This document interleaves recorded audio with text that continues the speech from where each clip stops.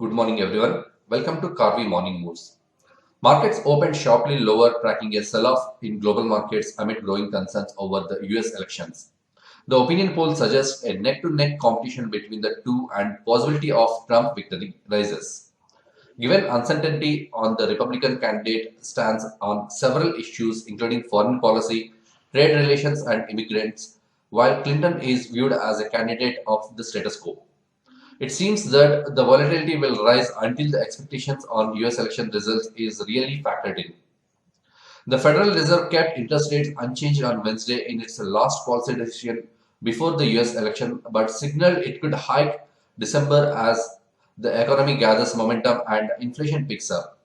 Back home, Standard & Poor's affirmed India's sovereign rating at BBB with a stable outlook, welcoming the country's policy stability and improved monetary credibility, but ruled out any upgradation for this year or in 2017, citing weak public finances.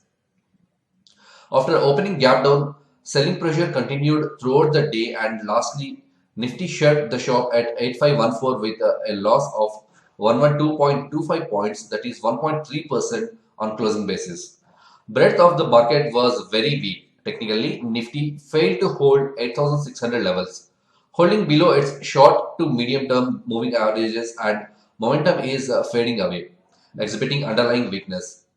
On the downside, Nifty has an immediate crucial support at 8500 mark, breaking below which selling pressure is likely to get intensified and may find next support only near 8400 levels. On the upside, yesterday high of 8550 will work as an immediate resistance, followed by 8600 and 8620 levels.